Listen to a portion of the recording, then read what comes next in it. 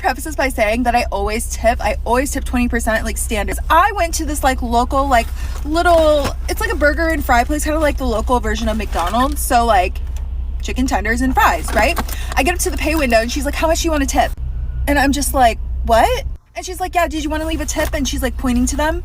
And I was like, oh no, not today. And then I just felt really uncomfortable. But like, homegirl, what am I gonna tip you for? I'm in the fucking drive-thru. Would you ever tip in a fast food? Like, do you see yourself ever in a situation where you would want to tip, like in a fast food establishment? If I'm sitting down eating in a fast food establishment, usually there's nobody really like serving you, so I don't see it in that situation. If I'm going to just pay for the food, and they have the tip thing right there, like she's talking about, I don't really see the need. But if I'm going to a mom and pop spot, and that can be considered fast food sometimes, but it's still homemade.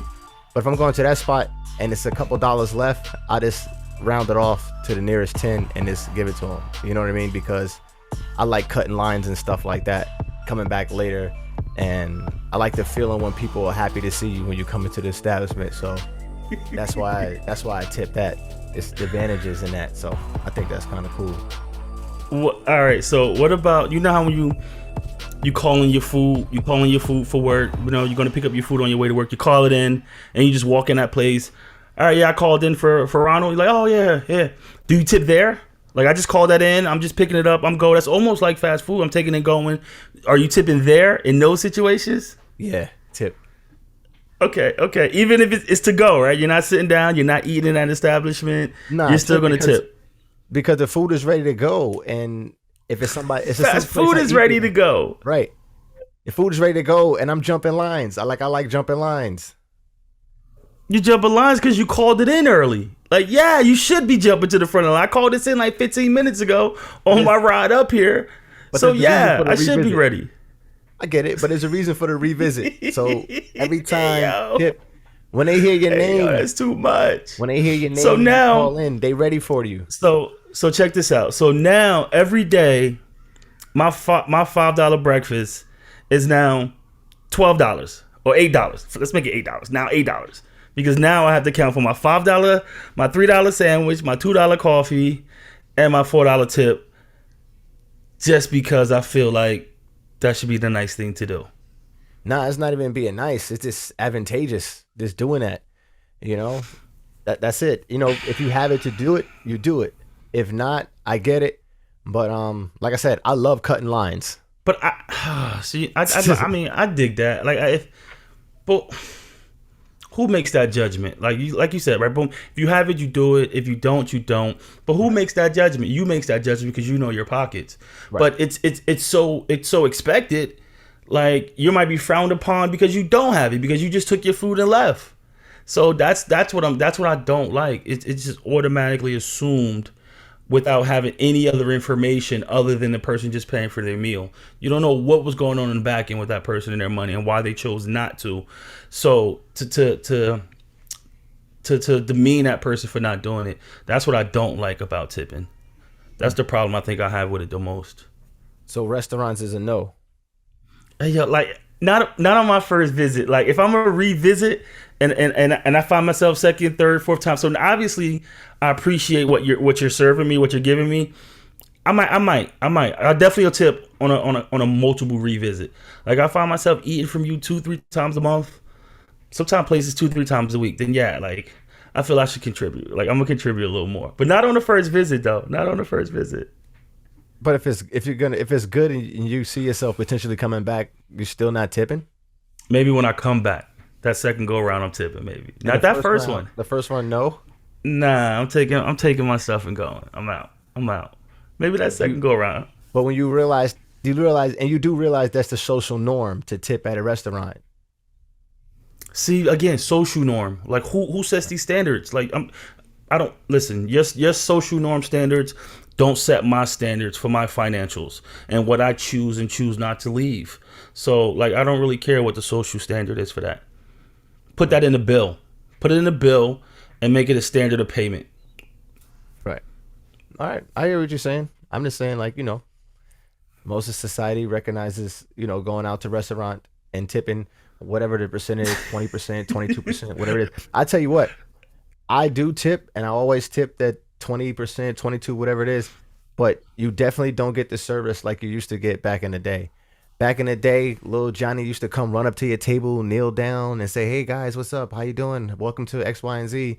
It doesn't happen that way. You get your lazy worker coming to you. He feels like you can feel his energy. You can see that he doesn't want to be there. He's probably worked long hours. He's probably haven't been getting tipped. I don't know what it is, but I'm still giving 20%, and I'm getting like less than that with enthusiasm when it comes to the servers. I noticed that it's not the same type of serving environment. So maybe lots of people like you have watered down that industry. I think a lot of people giving the bare minimum and still expecting to be tipped is what messed up the industry. It's funny you say that, because I remember when I used to order Chinese food, right? Chinese man used to come deliver the food. He used to come ring the doorbell, and my food right there. Thank you. Where your Chinese man? Does your Chinese man come to your house? Come to your door? Right. Or you go to the street? Because now I'm expected to walk out to the street. It was real convenient when I'm delivering. You came to my door. You brought my food to my door. Here, thank you. Now I got to come out in the street in the rain, step over the puddle to come get my food, and you expect a tip. Try again. Not happening. So again, I think the level of service has diminished. So you don't tip the Chinese man when he comes to you to deliver your food? So all right. So the Chinese man, the Chinese store that I order from now, yeah, because I tend to order from regular. I see this guy often. The food is quick and it's good. And check this out. What made me start tipping with him was one day I ordered some food. I didn't hear the phone ring. He got out the car, got the person downstairs, put the food inside, kept calling my house, say, "Hey, I didn't want to leave and take the food with me because it was late. I made sure I left it X, Y, and Z." Hey, yo, I appreciate that, dog. I really appreciate it, because it's 11 o'clock and I don't think I'm getting another Chinese store. After that point, bro, he gets a tip from me every time he comes. But again, the level of service is because that's why I decided to go out my pocket for him, because I appreciate the extra effort he went into that at that point.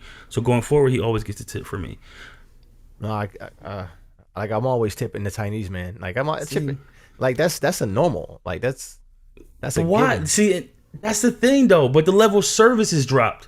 Like you go to your barber and he start telling you like, "Hey, I'm still going to charge you $35, $40 to cut your hair, but I need you to already come with the left side shaped up."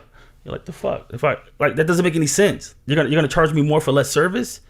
When does that? Where else is that allowed to happen? Like the level of service can drop, but the expectation of the amount stays the same. Like that can't happen. And I think people take advantage of that. People take advantage of knowing.